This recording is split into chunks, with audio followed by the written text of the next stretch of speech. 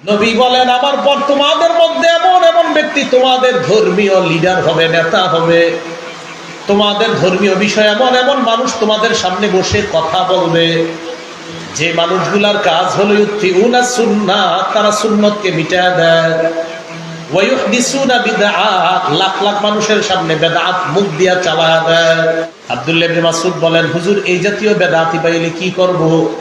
নবীজি বললেন, লাইসা তাআতুন লিমান আসাল্লাহ, যারা আল্লাহর নাফরমানি করে তাদের কথাই শোনা যাবে না। বেদাতি আল্লাহর নাফরমান, আল্লাহর নাফরমানের কোনো কথা আনুগত্য করা যাবে না। আমার সামনে দিয়ে আমার যে উম্মত যাবে, অতিক্রম করবে, যাওয়া মাত্র পানি পান করবে। ওয়ামান শারিবা লাম ইয়াজমা আবাদা,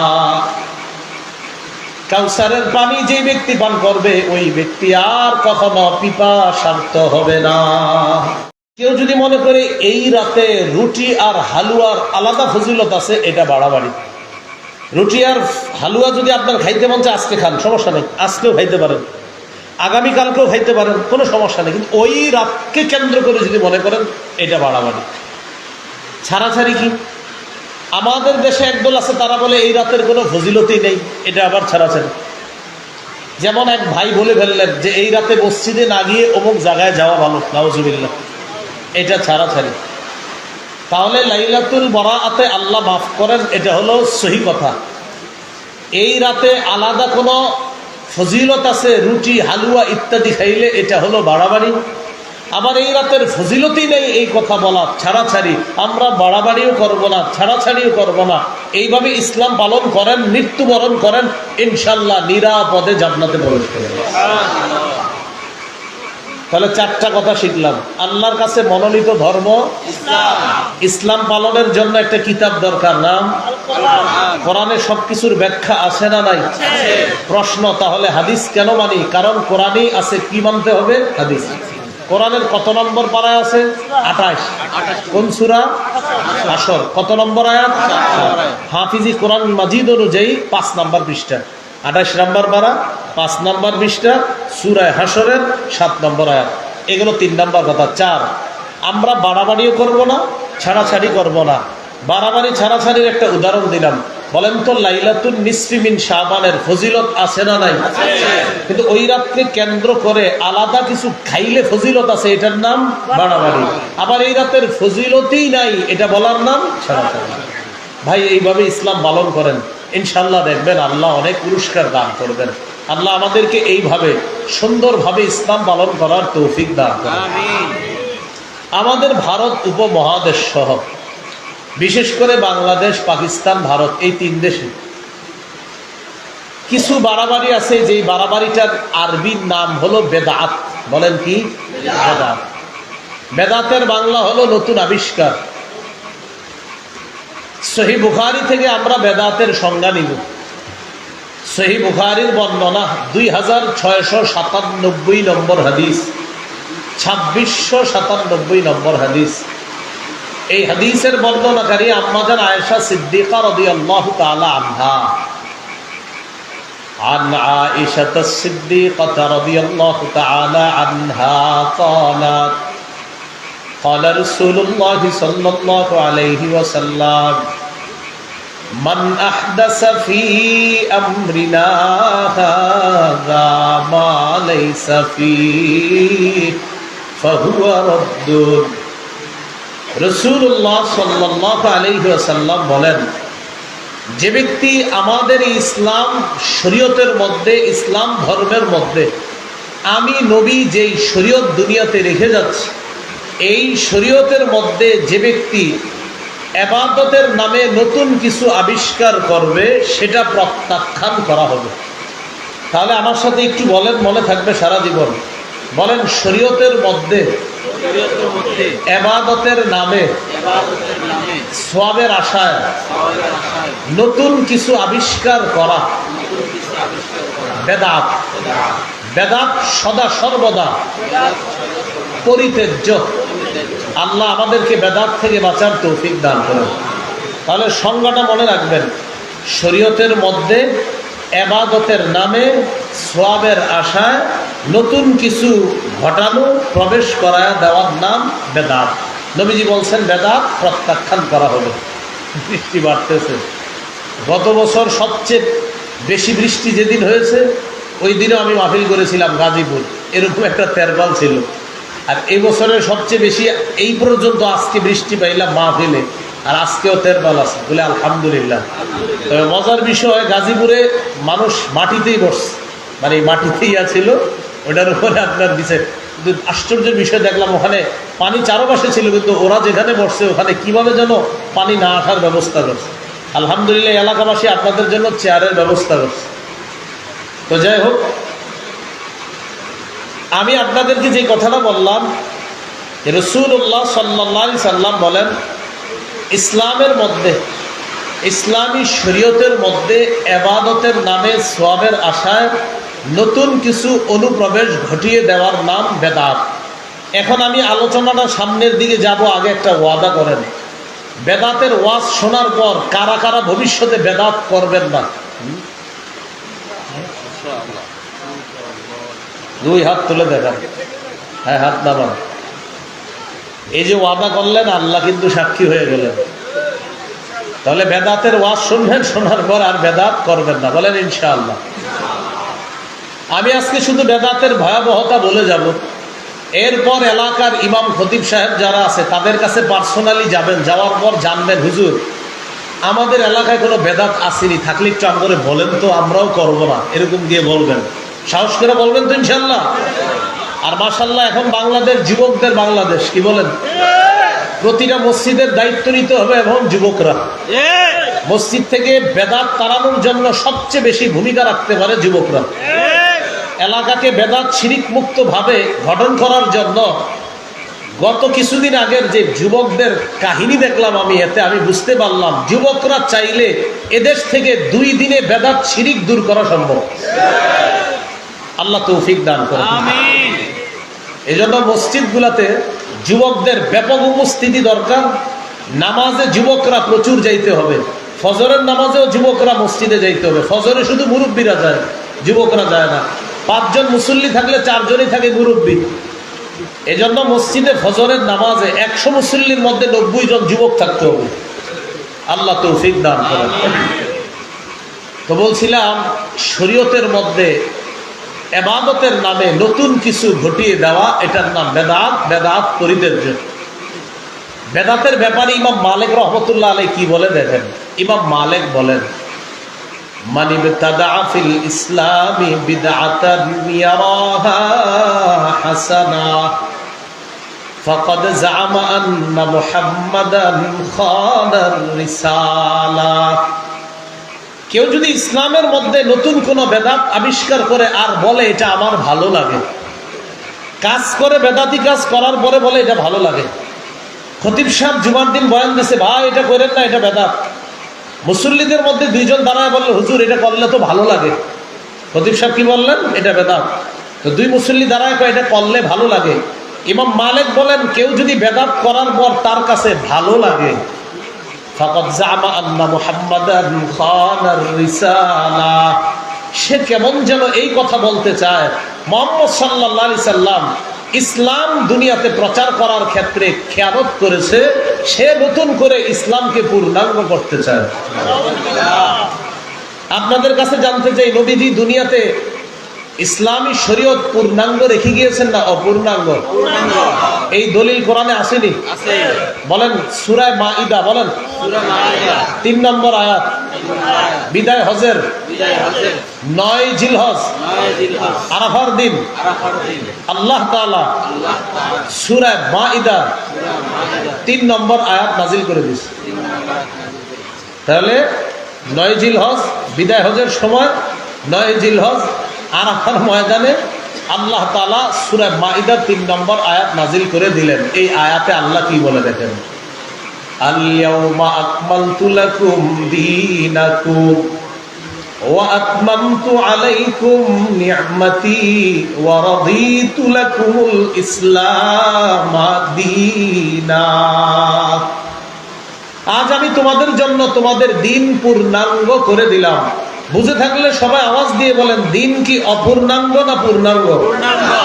এবার কেউ যদি ইসলামের মধ্যে কোনো বেদাত করে বলে আমার ভালো লাগে, ইমাম মালিক বলেন সে কেমন যেন বলতে চায় নবী পূর্ণাঙ্গ দিন রাইখা যাইতে পারে নাই, সে আসছে নতুন করে দিনকে পূর্ণাঙ্গ করতে।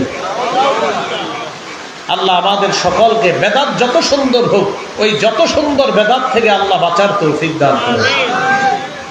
কিছু মনে করবেন না, অনেক মানুষ আমার মতো এরকম চেয়ারে বসবে, বসার পর আপনাদের সামনে বেদাত সাপ্লাই দিবে, সাপ্লাই দেওয়ার পর বলবে যে অমুক হুজুররা বলে এটা বেদাত।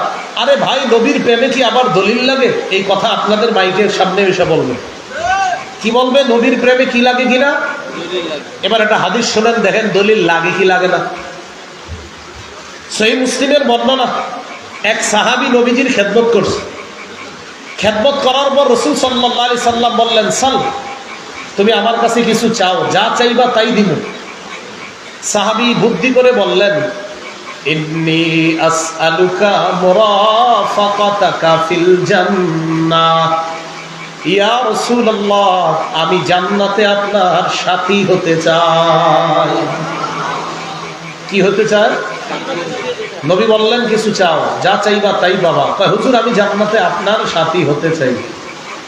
فقال رسول الله صلى الله عليه وسلم أو غير ذلك, তুমি কি এছাড়া অন্য কিছু চাও না? তিনি বললেন, না, আমি এছাড়া অন্য কিছু চাই না, আমি জান্নাতে আপনার সাথী হতে চাই। নবীজি বললেন, একটা আমল বাড়ায়া দাও, তাহলে জান্নাতে আমার কাছাকাছি থাকতে পারবা। এই আমলটা কারা কারা করবো আজকে থেকে ইনশাআল্লাহ? সবাই মনে মনে ভাবতেছে, না জানি আমলটা কি। হ্যাঁ, হাত নামান, দেখেন কি বলে। এটা বলার আগে আগে একটু বলে নেই, অনেক মানুষের নামাজের দাওয়াত দিলে কি বলে দেখবেন, এই নিয়ে এত নামাজ করেন গা, নামাজ না পড়লেও নবীর প্রেম আছে। কি বলে?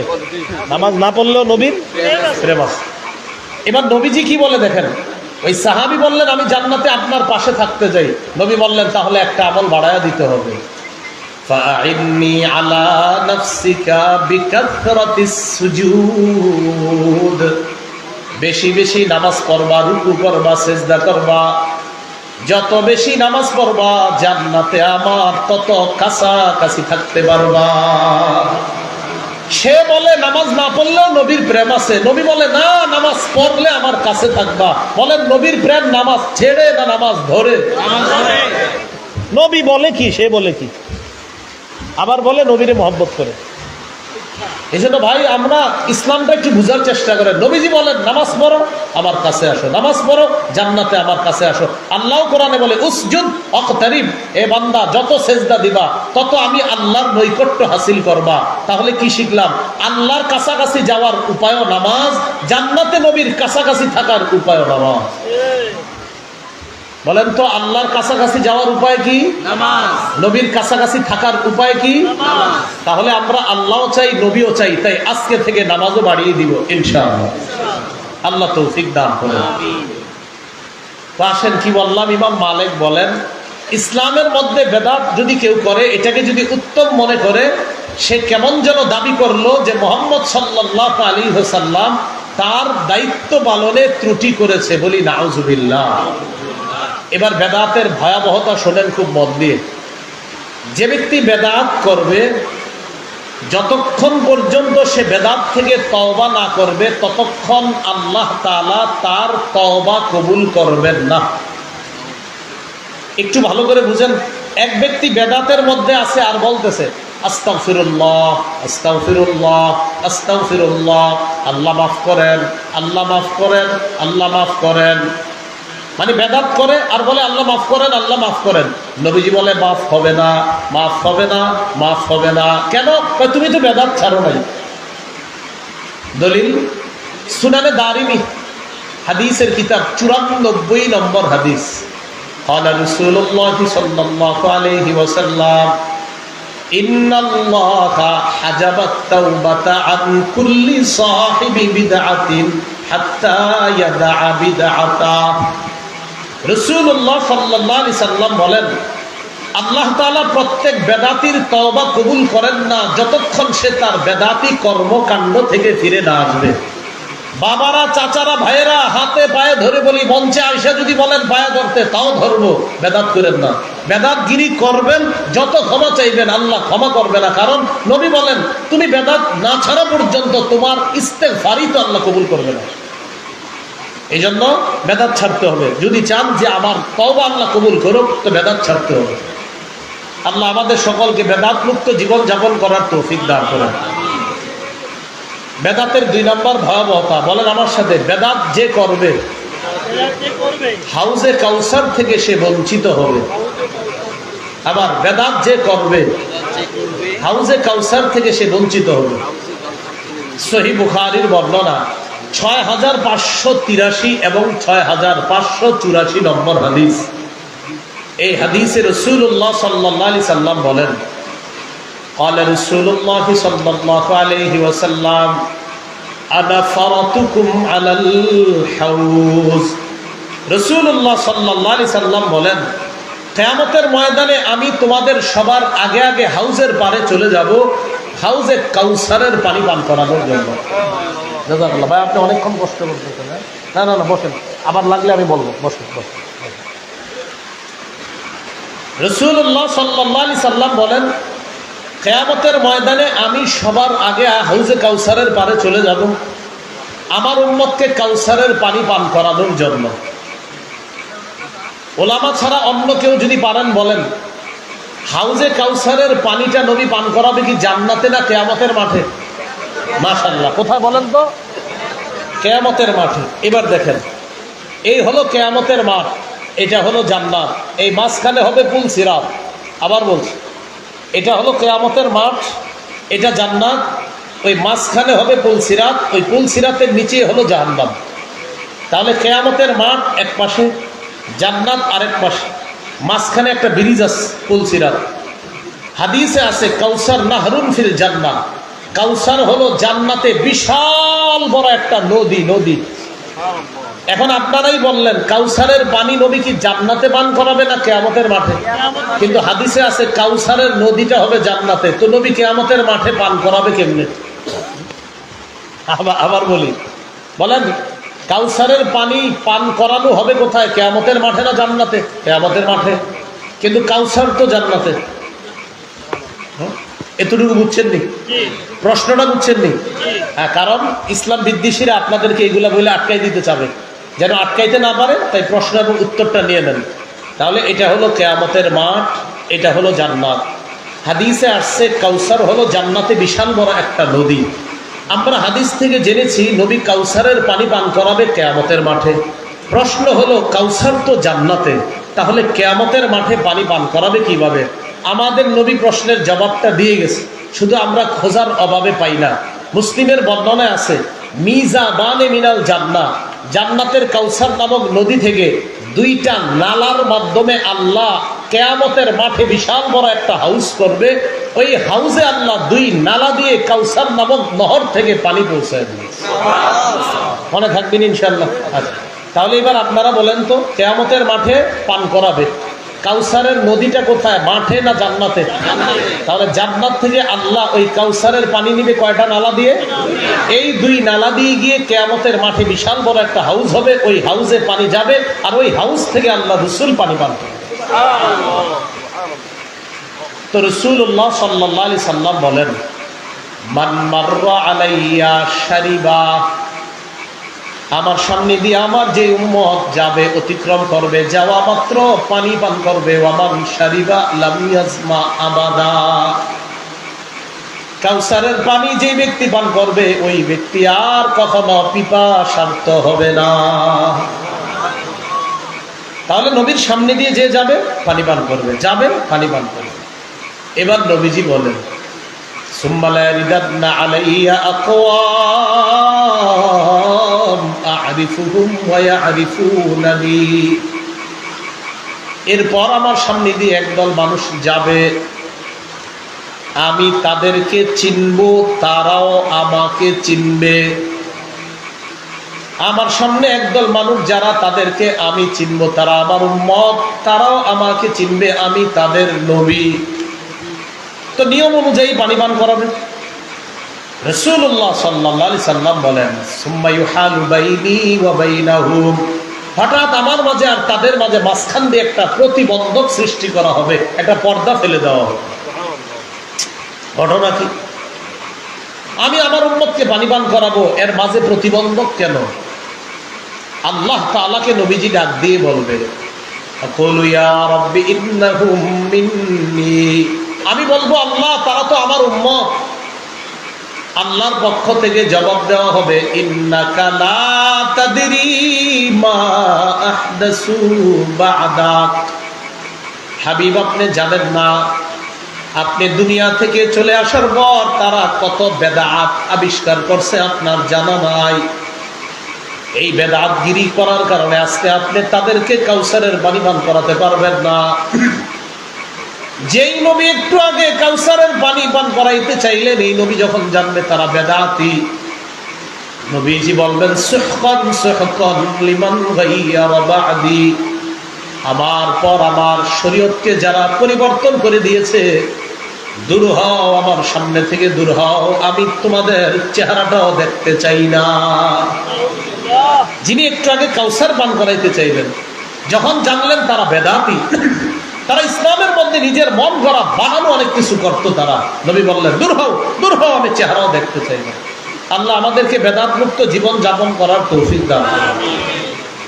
বেদাতের 3 নাম্বার ক্ষতি, আমার সাথে বললে মনে থাকবে, বলেন, যে বেদাত করে অথবা কোন বেদাতিকে আশ্রয় দেয়, তার উপর আল্লাহর অভিশাপ, ফেরেশতাদের অভিশাপ, সকল মানুষের অভিশাপ। এক, নিজে বেদাত করেন, আরেক হলো কোনো বেদাতিকে বেদাতগিরি করার জন্য আপনি 2 গুণা জমিন দিয়ে দিচ্ছেন। হ্যাঁ, জমিন লিখে দিচ্ছেন যে হযরত আপনি এখানে বেদাত সাপ্লাই করেন, একটা কিছু ঘর তৈরি করেন, এখান থেকে আপনি বেদাতগুলো সাপ্লাই করবেন। আমি কিন্তু বলছি না এরকম কে করে, অনেকে মনে মনে কইতেছে, মনে হয় আমারে কয়, তো আপনি করলে তো আপনারই কই। ঠিক কথাটা বুঝছেন? আমি দেখেন, এই বেদাতের ওয়াজ যখন করি, অনেকে এরকম মনে চা স্টলে বসে বলবে, এ আমারে বলতেছে, তো আপনি বেদাতগিরি যে করে তারই তো বলা হইতেছে। একদিন আমি মসজিদে বয়ান করছি সাহাবীদের প্রশংসা নিয়ে, যে সাহাবীদের মর্যাদা। তো বয়ানের পর মসজিদের রুমে গিয়ে বসলাম, আলোচনার বিষয় ছিল সাহাবীদের মর্যাদা। তো সাহাবীদের সম্পর্কে আমি আলোচনা করলাম। তো একটা হাদিস আনছি, রাসূল সাল্লাল্লাহু আলাইহি সাল্লাম বলেছেন, ইদা রাআইতুমুল্লাযীনা ইয়াসুব্বুনা আসহাবী, যখন তোমরা দেখো এমন মানুষ যারা আমার সাহাবীদেরকে গালি দেয়, ফাকুলু লা'নাতুল্লাহি আলা শাররিকুম, সাথে সাথে বলবা তোর উপর আল্লাহর অভিশাপ। নবীর সাহাবীদেরকে যারা গালি দেয় তাদের উপর আল্লাহর অভিশাপ। আর এই অভিশাপটা কে শিখিয়ে দিয়েছে? নবীজি।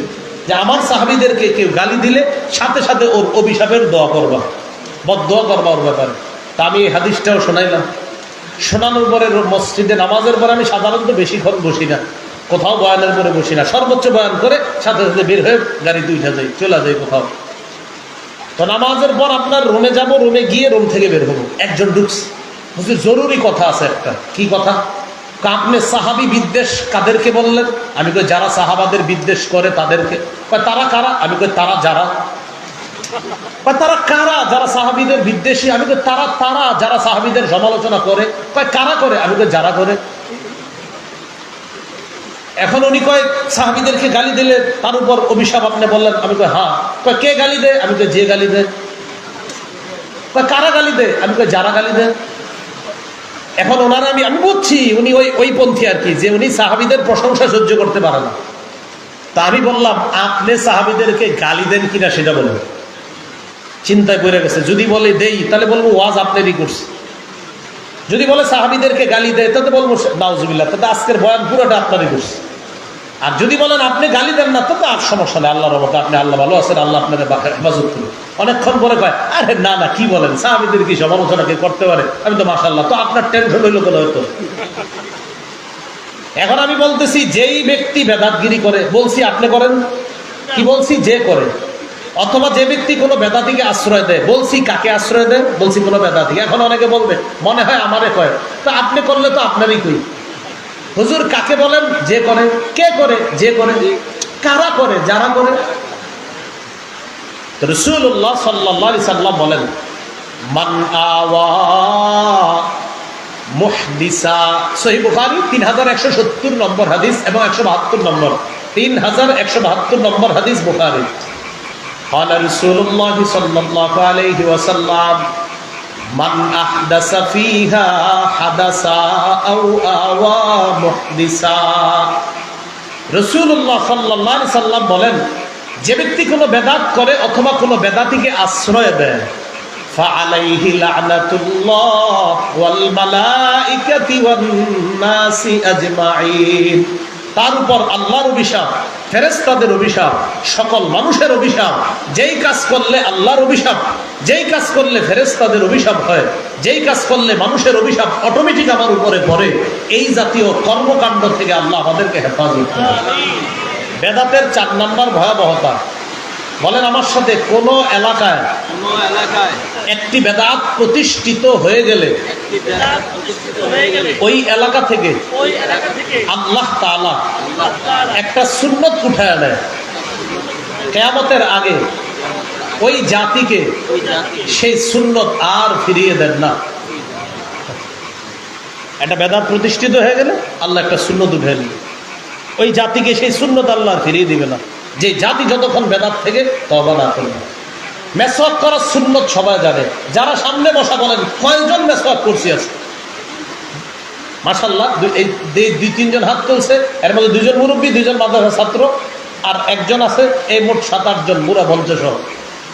মেসওয়াক সুন্নত সবাই জানি আমরা, ওই যে তৌফিক হয় না মেসওয়াকের। কেন হতে পারে? আমাদের এলাকায় কোনো বেদাত প্রতিষ্ঠিত হয়ে গেছে, তাই মেসওয়াক সুন্নত জানার পরেও আমাদের সুন্নতটা আদায়ের তৌফিক হচ্ছে না, আল্লাহ তৌফিক দিতেছে না। কারণ ওই বেদাত আমার আপনার চোখের সামনে হয়, কিন্তু বাধা দিয়ে দেয়। খালি কি বলি জানেন?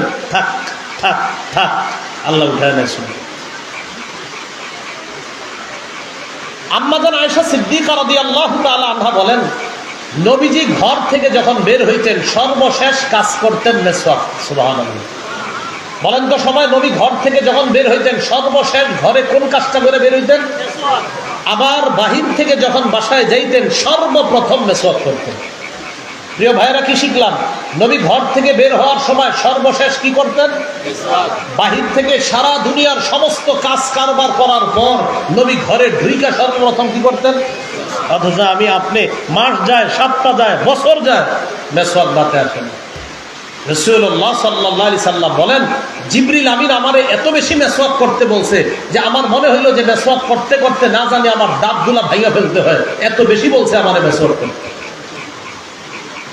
আল্লাহ আমাদের সকলকে বেদাত মুক্ত, সুন্নাহ যুক্ত, সুন্নাহ সম্বলিত একটা সুন্দর সমাজ গঠন করার তৌফিক দান করুন। সুন্নাহ সুন্দর, সুন্নাহে শান্তি, সুন্নাহে এলাকার বিপ্লব ঘটবে, সুন্নাহে সমাজের পরিবর্তন হবে। আল্লাহর কসম, সুন্নাহে একটা জাতির পরিবর্তন হয়ে যাবে। আল্লাহ বেদাত থেকে হেফাজত করেন। তো বলছিলাম, কোন এলাকায় একটা বেদাত প্রতিষ্ঠিত হইলে ওই এলাকা থেকে একটা সুন্নত আল্লাহ উঠায় নেয়। সুনানে দারিমি হাদিসের কিতাব 54 নম্বর হাদিস, এই হাদিসের মধ্যে আসছে, قال رسول الله صلى الله عليه وسلم ما ابتدع قوم في دينهم بدعة إلا نزع الله من سننهم سنة ثم لا يعيدها إليهم إلى يوم القيامة। নবী বলেন, কোন জাতি যখন তাদের ধর্মের মধ্যে নতুন কোন বেদাত আবিষ্কার করে, ওই জাতির থেকে আল্লাহ একটা সুন্নত উঠিয়ে নেয়, কিয়ামতের আগে ওই জাতিকে সেই সুন্নত আর আল্লাহ ফিরিয়ে দেয় না। সুন্নত উঠায় নেয়, আল্লাহ রাগ করে, আমার নবীর সুন্নতের পরিবর্তে তোমরা বেদাত করো, যাও তোমাদের থেকে সুন্নত আমি উঠিয়ে নিব। আল্লাহ রাগ করে, গোসা হয়, ওই জাতির থেকে সুন্নত উঠায়। এবার আসেন, আপনারা মাঝে মাঝে অনেকে বেদাতের আমির বানান। আমির বুঝেননি? মানে লাখ লাখ মানুষ সামনে বসে, আর সামনে একজন বেদাতিরে বসায় দেয়। বসানোর পর উনি লাখ লাখ মানুষের সামনে বলে, বলার পর বলে, কি বলেন আপনারা, ঠিক কিনা? সামনে লাখ লাখ শ্রোতা বলে ঠিক। এই ব্যাপারে একটা হাদিস শোনেন, ইবনে মাজাহ 2865 নম্বর হাদিস, 2862। এই হাদিসের মধ্যে রাসূল সাল্লাল্লাহু আলাইহি সাল্লাম বলেন, ইন্নাহু সায়ালি মিনকুম মিন বাদি রিজাল ইউতফিউনা সুন্নাতা ওয়া ইউহদিসুনা বিদআ। নবী বলেন, আমার পর তোমাদের মধ্যে এমন এমন ব্যক্তি তোমাদের ধর্মীয় লিডার হবে, নেতা হবে, তোমাদের ধর্মীয় বিষয় এমন এমন মানুষ তোমাদের সামনে বসে কথা বলবে, যে মানুষগুলার কাজ হলো ইউতিউনা সুন্নাহ, তারা সুন্নতকে মিটায় দেয়। ওয়া ইউহদিসুনা বিদআত, লাখ লাখ মানুষের সামনে বেদাত মুখ দিয়া চালায়া দেয়। সুন্নত মিটায় দেয়, বেদাত চালায়া দেয়, সুন্নত মিটায় দেয়, বেদাত চালায়া দেয়, আর বলে এই বেদাত করার জন্য কোনো দলিল লাগে না। সুন্নত মিটায়, বেদাত আবিষ্কার করে। আব্দুল্লাহ ইবনে মাসউদ বলেন, হুজুর এই জাতীয় বেদাতি পাইলে কি করব? নবীজি বললেন, লাইসা তাআতুন লিমান আসাল্লাহ, যারা আল্লাহর নাফরমানি করে তাদের কথাই শোনা যাবে না। বেদাতি আল্লাহর নাফরমান, আল্লাহর নাফরমানের কোনো কথা আনুগত্য করা যাবে না। ভাই, আল্লাহ আমাদেরকে বেদাত থেকে হেফাজত করুন। আমিন। বেদাতের 5 নাম্বার ক্ষতি, বেদাতির পরিণতি জাহান্নাম। বলেন, বেদাতির পরিণতি জাহান্নাম। বলেন তো বেদাতি করে কারা? বলেন সবাই যারা। আজকের ওয়াজ কাদের জন্য? বলেন যারা বেদাত করে। বলেন তো বেদাত কারা করে? বলেন যারা করে। মনে থাকবে নি? তো এই যে এখন আমি বয়ানটা করার পরে কালকে সকালে যদি আপনাদেরকে বলে, আচ্ছা হুজুর কালকে যে ওয়াজটা করলো বেদাত সম্পর্কে, এটা কাদেরকে বলছে? বলবেন যারা বেদাত করে। তো যদি বলে কারা? বলবেন যারা। কে? বলবেন যে। এরকম মনে রাখবেন। তো যখন বেশি ঝগড়া করে বলবেন, ভাই আপনি বেদাত করেন কিনা সেটা বলেন। যদি বলে হ্যাঁ, তো ওয়াজ আপনারই। আর যদি বলে না, আল্লাহ আপনার হেফাজত করুন, আপনি ভবিষ্যতে বেদাতগিরি করেন না, আল্লাহ আপনার বাঁচায় না। ভাই হাইসেন না, সত্যি বলছি, বেদাত করেন না, সমাজ পরিবর্তন করেন। আর এখনই সুযোগ, ইনশাআল্লাহ এই সুযোগ আবার কবে পাবেন জানি না, এখনই সুযোগ, সমাজ পরিবর্তন করে ফেলেন, আল্লাহ তৌফিক দান করেন। 5 নাম্বার, বেদাতগিরি করলে পরিণতি জাহান্নাম। আবু দাউদের বর্ণনা 4607 নম্বর হাদিস। قال رسول الله صلى الله عليه وسلم إنه من يعش منكم بعدي فسيرى اختلافا كثيرا। নবী বলেন, আমার পর যারা দুনিয়াতে থাকবা তারা প্রচুর মতভেদ দেখতে পাবা। যখন তোমরা প্রচুর মতভেদ দেখবা তখন তোমাদের কাজ হলো 2টা। 1 নাম্বার, আলাইকুম বিসুন্নতি, আমার সুন্নাত মজবুত ভাবে আঁকড়ে ধরবা।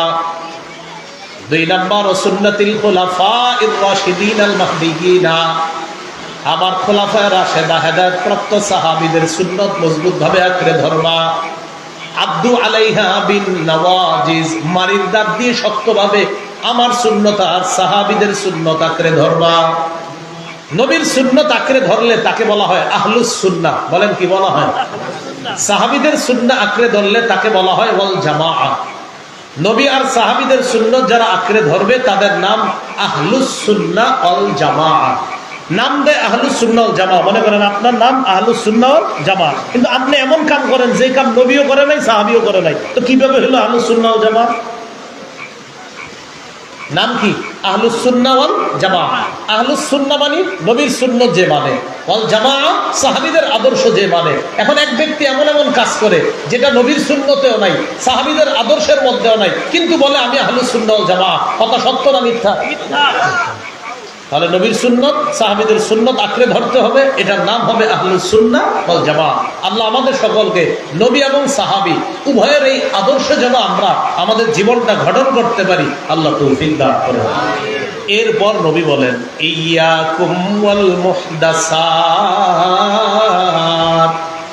তোমরা নতুন নতুন আবিষ্কার করা থেকে বাঁচো। ফা ইন্না কুল্লা মুহদাসাতিন বিদআহ, প্রত্যেক নতুন আবিষ্কার হলো বেদাত। ওয়া কুল্লা বিদআতিন দালালাহ, প্রত্যেক বেদাত হলো পথভ্রষ্টতা। ওয়া কুল্লা দালালাতিন ফিন্নার, প্রত্যেক পথভ্রষ্টের ঠিকানা হলো জাহান্নাম। তাহলে বেদাত করার নাম পথভ্রষ্টতা, পথভ্রষ্টতার ঠিকানা হলো জাহান্নাম। আল্লাহ আমাদের সকলকে বেদাত মুক্ত জীবন যাপন করার তৌফিক দান করেন।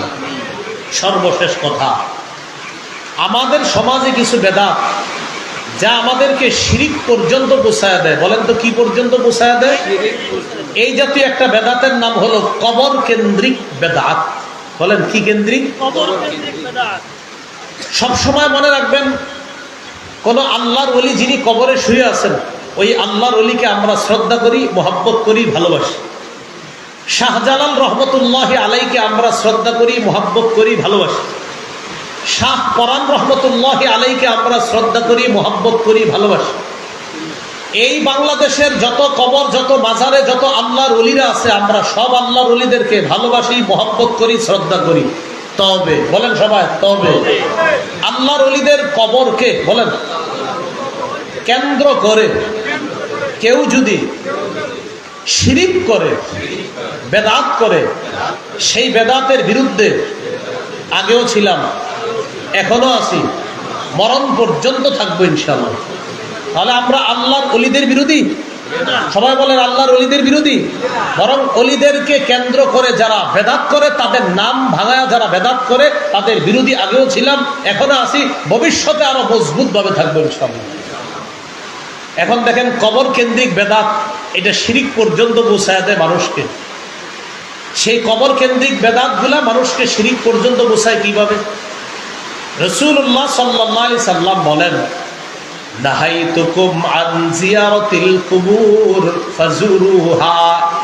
আমি তোমাদেরকে কবর জিয়ারত করতে নিষেধ করেছিলাম, তবে এখন তোমরা কবর জিয়ারত করো। নবীজি বলেন তোমরা কবর জিয়ারত করো। প্রথমে আমি নিষেধ করেছিলাম, কিন্তু এখন তোমরা কবর জিয়ারত করো। কবর জিয়ারত করলে আখিরাত স্মরণ হয়, মৃত্যুর কথা স্মরণ হয়, তোমরা কবর জিয়ারত করো।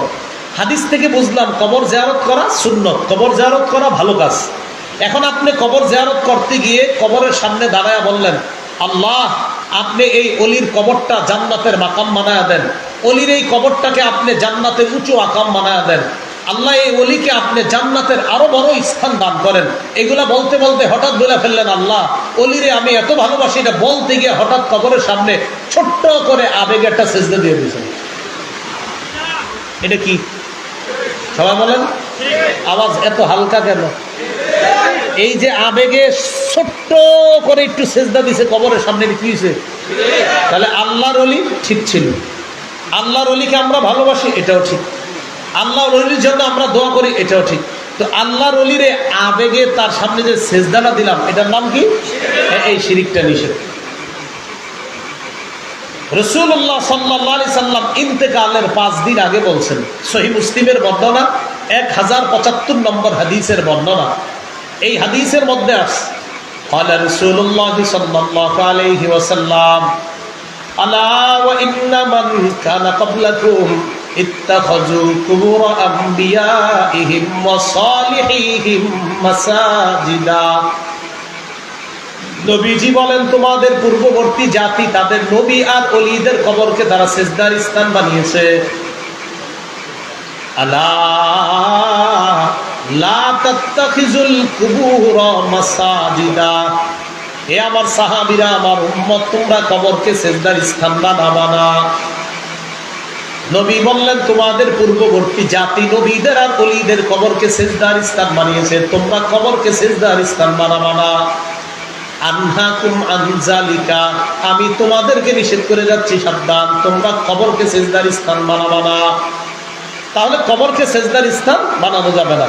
এবার বলেন, কবর কেন্দ্র করে বলেন মেলা বসানো যাবে না। কবর কেন্দ্র করে কি বসানো যাবে না? এটা কি মাস? আরবি সফর, সামনের মাস রবিউল আউয়াল। এই রবিউল আউয়াল মাসে কোথাও 12 দিন, কোথাও 15 দিন, কোথাও 1 মাস কবর কেন্দ্র করে মেলা বসানো হয়। কি বসানো হয়? মেলা। এটা চাঁদপুর জেলায় পড়ছে না? এই চাঁদপুরেও যে কোনো একটা জায়গায় বিশাল বড় করে রবিউল আউয়াল মাসে বসানো হবে। হ্যাঁ, আপনার এর পাশে একটা নদী আছে, ওই নদীর আশেপাশে ঘেঁষাও করে। তো যাই হোক, আপনাদেরকে বলছি, কে যে বসায় সে, আপনারা তো ভুলে গেছেন। বলেন মেলা বসানো যাবে না? কারা বসায়? বলেন যারা। তো যারা বসায় না আকাম অন্যায়, নাম বলবেন না। যদি কেউ বলে মেলা তো আমি বসাই, বলবেন তুমি তো এই আকাম করতেছো। আবু দাউদের 2042 নম্বর হাদিসের মধ্যে রাসূল সাল্লাল্লাহু আলাইহি সাল্লাম বলেন, লা তাজআলু বুয়ুতাকুম কুবুরা। তোমরা তোমাদের ঘরগুলাকে কবর বানায় না। ঘর কবর হয় কিভাবে? যে ঘরে তাসবিহ না পড়ে, যে ঘরে কোরআন তেলাওয়াত না হয়, যে ঘরে নফল নামাজ না হবে, ওই ঘর কবর হয়ে যায়। ওয়ালা তাজআলু কবরি ঈদা।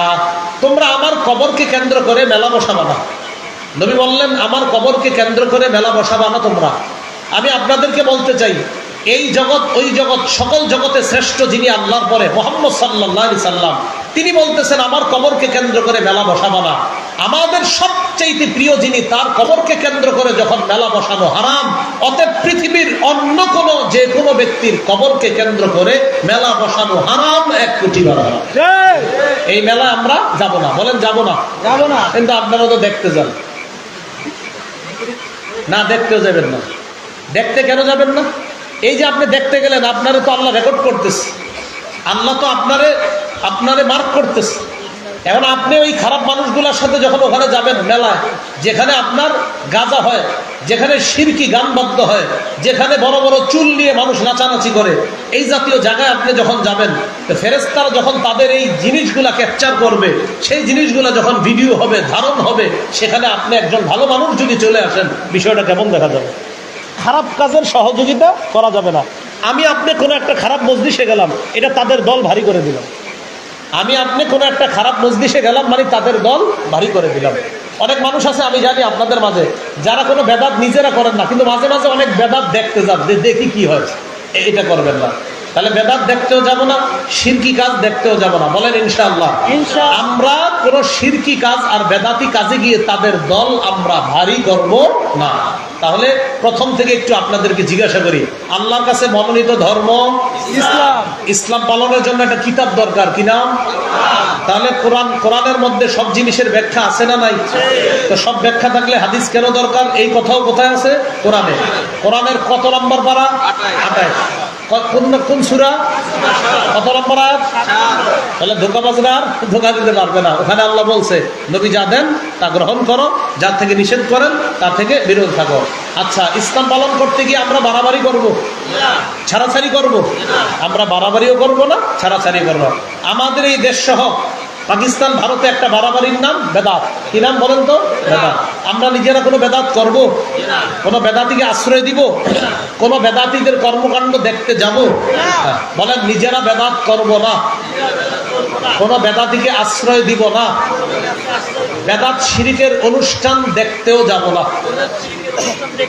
আল্লাহ তৌফিক দান করেন। তাহলে ভাই মনে থাকবে তো কথাগুলো ইনশাআল্লাহ। আমরা বেদাত করব না, এইভাবে আমরা আমাদের একটা সুন্দর জীবন আমরা গঠন করব।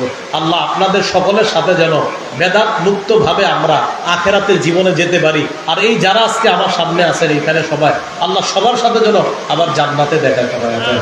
আল্লাহ আমাদের সকলকে, আল্লাহ আমাদের সকলকে যে কথাগুলো শুনলাম বললাম আমল করার তৌফিক দান করুন।